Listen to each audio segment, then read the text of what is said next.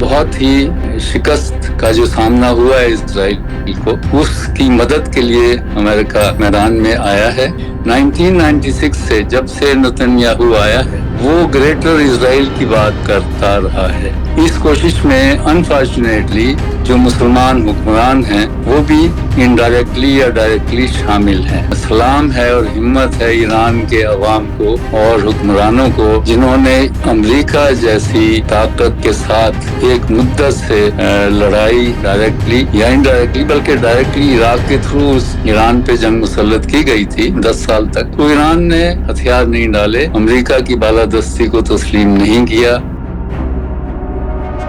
جی السلام علیکم، میں ہوں شہزاد چودھری اور آپ دیکھ رہے ہیں پاکستان نیشن ٹائم۔ اس وقت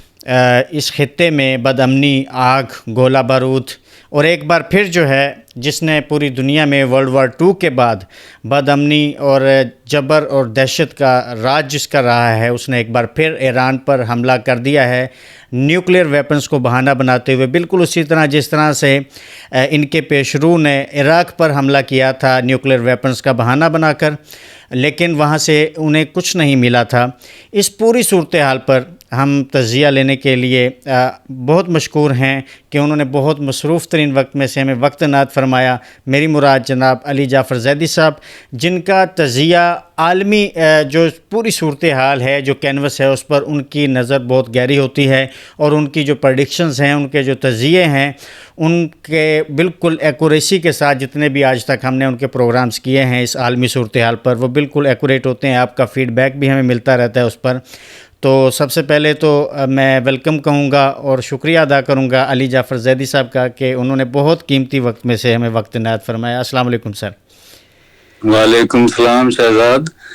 وقت قیمتی ہوتا ہے اور نہیں بھی ہوتا، تمہارے لیے تمام تر وقت موجود ہے، جب چاہو، جس وقت چاہو،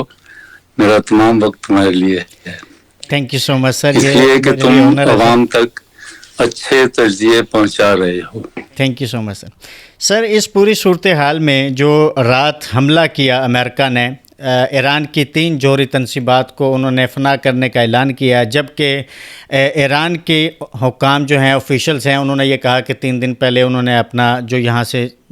اپنے ویپنز کو یا اپنی جو بھی ان کی معاملات تھے انہوں نے خالی کر دیا تھا ان تینوں جوہری تنصیبات کو۔ لیکن آپ کیا سمجھتے ہیں کہ امریکہ کا ایک بار پھر بالکل ویسے ہی طرز پر جیسے عراق کے خلاف انہوں نے نیتن یاہو کے بیانیے کو مانتے ہوئے اٹیک کیا تھا، آپ اس پوری صورتحال کو کس پرسپیکٹو میں دیکھتے ہیں کہ یہ کیا کھیل رچایا جا رہا ہے؟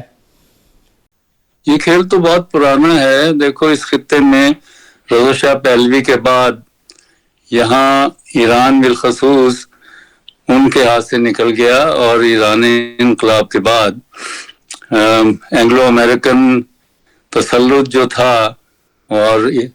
رضا شاہ پہلوی ان کا واچ ڈاگ تھا خطے میں، وہ سب ختم ہوا۔ تو اس کے بعد سے امریکہ بالخصوص اور اس کے اتحادی وہ کافی بے چین رہے ہیں، اور خطے میں جنگیں مسلط بھی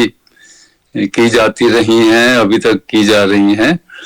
تو خطہ تو بے چینی، بدامنی کا شکار رہا ہے، اور یہ جو کارپوریٹ کیپٹلزم ہے اپنی جو توسیع پسندانہ جنگیں ہیں وہ جاری رکھے ہوئے ہے، جگہ جگہ ہارتا ہے، مار کھاتا ہے، لیکن جنگیں اس لیے مسلط کرتا ہے کہ اس میں 2 کارٹیل اس کے جو ہیں، تیل اور اسلحے کے سوداگر، ان کا بینیفٹ ہے۔ اور اس ریجن کی ابھی جو آپ نے جس کا ذکر کیا، اس میں ایک پوائنٹ تو بہت واضح ہے کہ اسرائیل ناکام ہوا، تب امریکہ کو اس پہ براہ راست عمل یا ایکشن لینا پڑا۔ وہ ایکشن کی تیاری تو اندازہ تو ایران کو تھا مارچ سے ہی، کیونکہ 5 راؤنڈ جو ہیں وہ گفتگو کے ہو چکے تھے،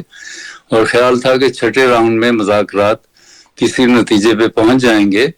اور ایران پر جو سینکشنز ہیں اور بہت سی چیزیں ہیں وہ تو یہ نہ تو اسرائیل کے اندر زائنسٹ جو لابی ہے اس کو سوٹ کرتا تھا، اور اسی طرح جو پینٹاگون میں یا ٹرمپ کے ارد گرد وہ تمام فورسز جو زائنسٹ ہیں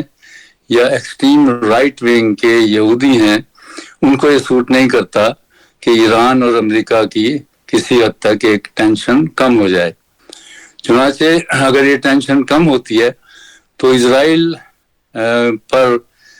اس کے وجود اور اس کی جو اس نے عمل کرائمز کیے ہیں اس پہ دنیا پھر توجہ دے گی اور اس کو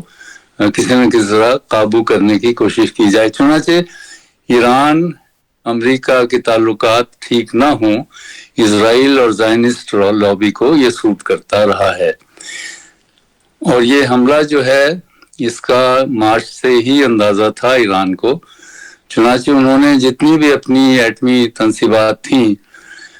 ان کو انہوں نے موو کر دیا تھا. اور IAEA کی رپورٹ بھی یہی ہے کہ کہیں بھی وہ یورینیم کا وہ کہیں بھی اس کا وہ نہیں لیکیج ہوا جس سے انسانی جانوں کا نقصان ہو سکتا. اچھا، اس میں ایک بات بڑے تھوڑا سا ماضی میں جانے کی بات ہوگی کہ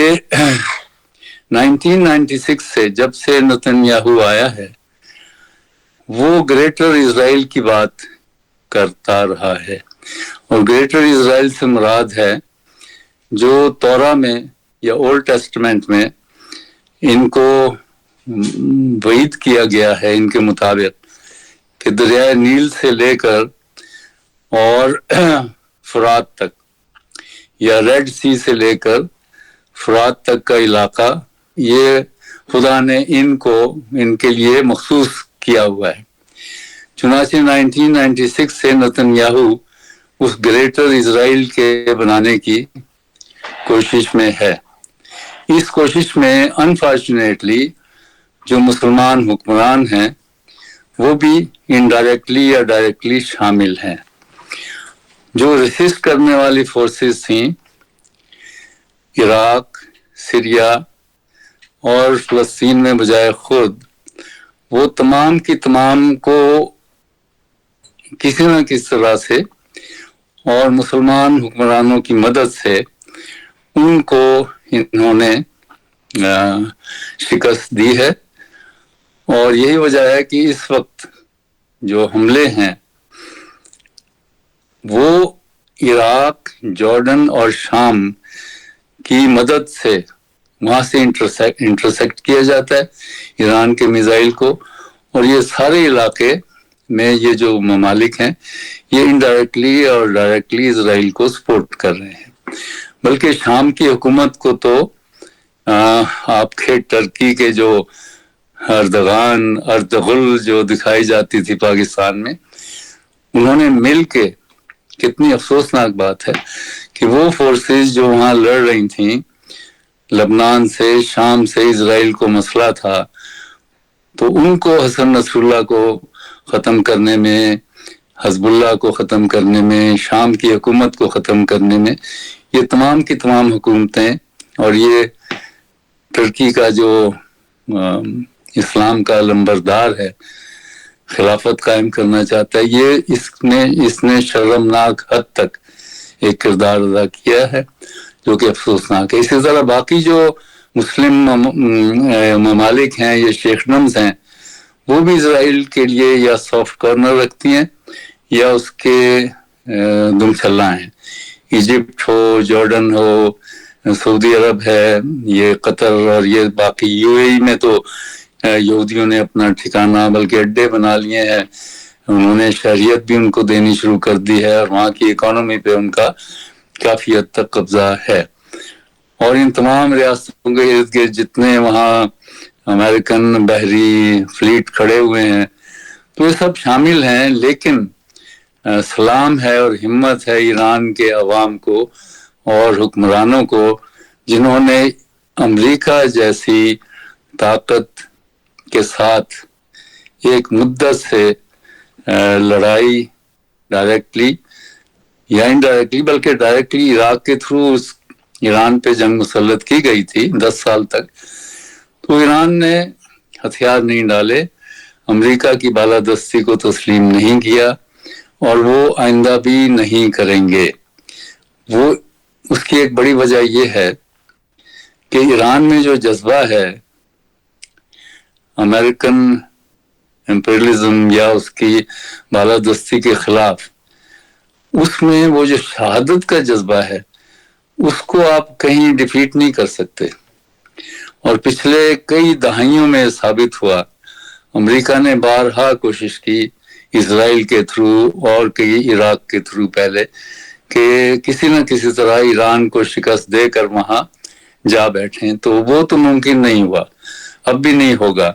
बल्कि इराक पर जो जंग मुसल्लत की गई थी झूठ की बुनियाद पर, इलीगल एंड इमोरल वॉर, वो भी इसी जानिब से कि आज इराक पे हम कब्जा कर लेंगे और 2 हफ्ते के बाद तो हम ईरान पहुंच जाएंगे। तो ये तो नहीं हो सका। अब भी ये एक बहुत ही शिकस्त का जो सामना हुआ है इजराइल को, उसकी मदद के लिए अमेरिका मैदान में आया है, लेकिन सूरत इराक वाली नहीं है। इस वक्त ईरान एक तो तन्हा नहीं है, उसके साथ जो फोर्सेस हैं जनूबी कोरिया से लेके और सोवियत यूनियन तक, और चीन भी चाहता है कि अमेरिका और ईरान के दरमियान एक सुलह किसी शक्ल बन जाए, बल्कि उसने कोशिश भी की और जितने दौर हुए गुफ्तगू के मुज़ाकरात के, उसमें चीन जो है उसका काफी हद तक एक रोल था। तो जब इतनी सब ताकतें इन्वॉल्व हों तो अमेरिका एक फुल फ्लेज्ड वॉर में नहीं जा सकता।